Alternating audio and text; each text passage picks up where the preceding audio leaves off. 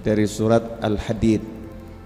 Surat Al-Hadid itu surat yang ke-57, ada 29 ayat. Surat 57 ada 29 ayat di surat Al-Hadid. Di surat Al-Hadid diawali dengan kalimat tasbih, sabbaha lillahi ma fis samawati wal ard wa huwal azizul hakim. Allah mewahyukan segala sesuatu yang berada di langit dan di bumi bertasbih kepada Allah. Jadi semua yang di langit maupun yang di bumi itu bertasbih kepada Allah. Dialah yang maha perkasa lagi maha bijaksana. Kalau kita tahu yang di langit sama yang di bumi ini dari malaikatnya saja nggak bisa dihitung, apalagi semua butiran pasir, ya, kemudian setiap partikel dari benda apapun itu semuanya tasbih kepada Allah. Sedangkan kalau yang di langit, malaikat-malaikat itu ada yang di langit, ada yang di bumi. Langit itu istilah, ya, suatu istilah untuk ruang kosong di atas bumi ini, ya. Sana secara zahir, yang zahir itu langit, ada langit zahir, ada langit batin, semuanya tasbih pada Allah. Dalam sebuah riwayat disebutkan tidaklah suatu tempat di langit berjarak satu jengkal gitu, ya, melainkan itu ada malaikat yang sujud atau ruku atau berdiri, semuanya berzikir pada Allah Subhanahu wa ta'ala, sampai langit itu berkereotan. Langit berkereotan itu seperti kalau kita ngijak apa ya, gedek atau apa ya, bambu, alas dari bambu di atas sungai, jembatan itu kalau diijak kan kreot gitu kan. Nah, itu langit berkereotan karena langitnya keberatan menampung malaikat saking banyaknya. Nah, ini bayangkan semuanya bertasbih kepada Allah Ta'ala, ya. Jadi jangan bilang Allah butuh sama tasbih kita, ya, belas enggak butuh, ya, sama sekali enggak butuh. Allah enggak butuh kepada apapun. Lahu mulkus samawati wal ard. Di ayat yang kedua Allah menyatakan lahu mulkus samawati wal ard, milik Allah lah mulkus samawati wal ard, kerajaan langit maupun kerajaan bumi, semua milik Allah. Yuhyi wa yumit, Allah itu yang menghidupkan dan Allah yang maha mematikan. Wa huwa ala kulli syai'in qadir, dan Allah maha mampu, Allah maha bisa, ya, Allah maha mampu, Allah maha bisa, Allah maha kuasa, ala kulli syai'in qadir, terhadap segala sesuatu. Jadi tidak ada yang punya kuasa kecuali Allah, dan tidak ada yang bisa melainkan hanya Allah dan dengan izin Allah. Huwal awwal wal akhir, dialah yang awal dan dialah yang akhir. Kadang ada orang mengatakan dia yang pertama, yang berikutnya siapa gitu kan. Nah, Allah yang pertama dan tidak ada yang berikutnya, karena la ilaha illallah qul huwallahu ahad. Dia yang awal dan dia yang akhir. Awalnya Allah jangan disamakan dengan awalnya makhluk. Kalau makhluk itu awal butuh permulaan, dari tidak ada menjadi ada. Kalau Allah ya ada sudah gitu, ya, adanya bukan dari tiada karena Allah maha ada, wujud selalu Allah Ta'ala. Wal awwalu wal akhir wal zahiru wal batin. Allah itu yang zahir dan Allah yang batin, ya, Allah yang zahir dan Allah yang batin. Nanti maknanya dibahas di tafsir yang lebih dalam. Jadi yang maha tampak itu Allah, yang maha tersembunyi juga Allah. Kemudian dikatakan dalam lanjutannya wa huwa bikulli syai'in alim. Nah, ini cukup menakutkan. Dan Allah maha mengetahui segala sesuatu. Allah maha mengetahui segala sesuatu. Jadi harus diyakini oleh saya dan oleh ibu-ibu semuanya, pemirsa dimanapun berada, tidak ada satupun yang Allah tidak tahu. Semuanya Allah tahu.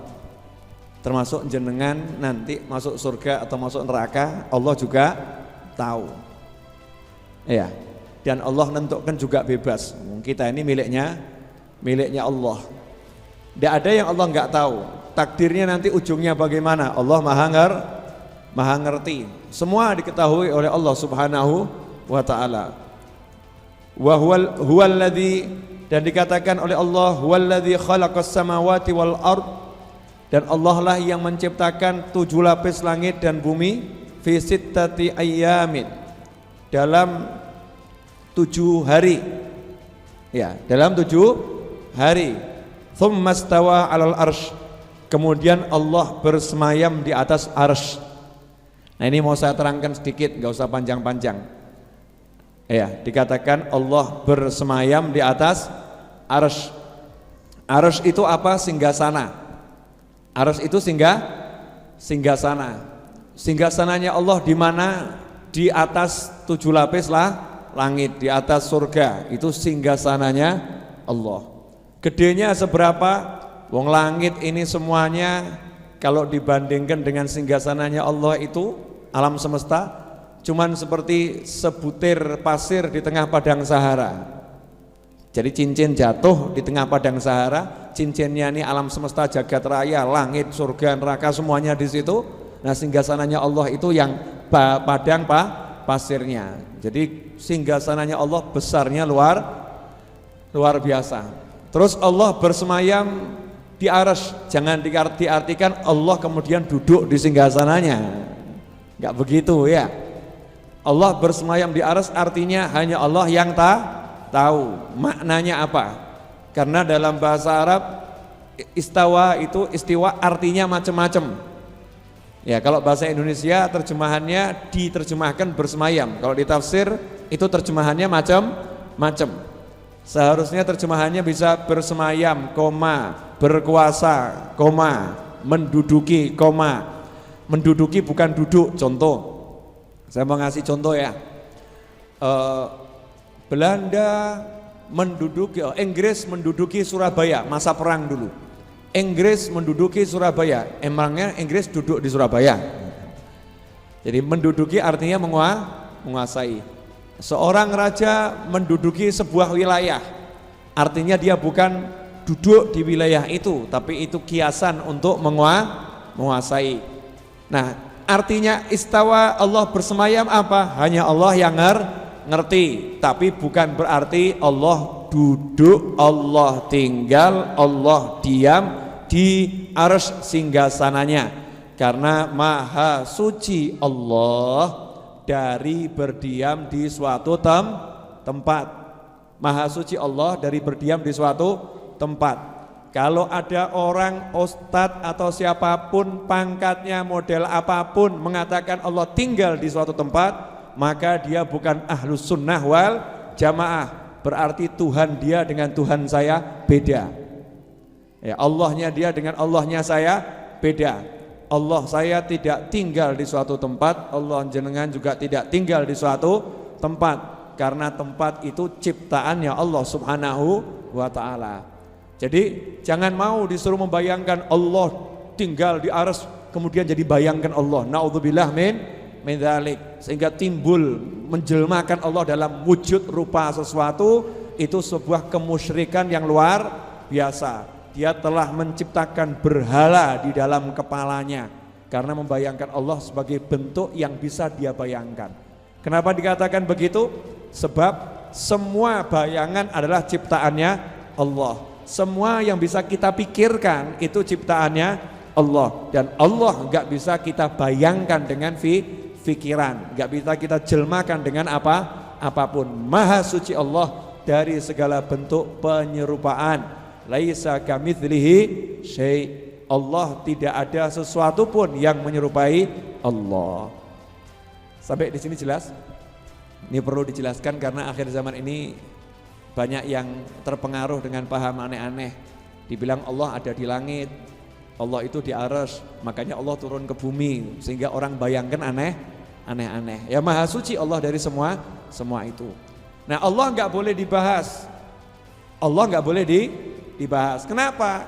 gak kapasitas kepala kita buat bahas Allah. Loh kita kalau sakit aja bahas penyakit biar dokter yang bahas gitu kan. Bagian terpenting yang dekat dengan diri kita sendiri, jantung aja kita nggak paham.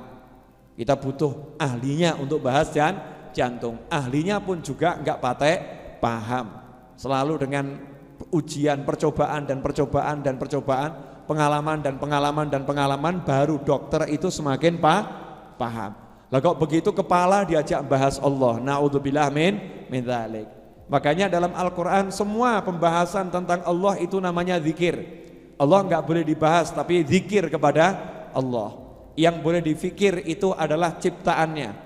Ya, orang-orang yang berfikir tentang penciptaan langit dan penciptaan bumi. Tapi kalau tentang Allah selalu ayatnya alladzina yadhkurunallah, udzkurullah. Berzikirlah kepada Allah. Orang-orang yang berzikir kepada Allah enggak boleh membayangkan Allah, apalagi mengatakan Allah di atas arsy, Allah di atas langit, artinya berdiam. Naudzubillah min dzalik.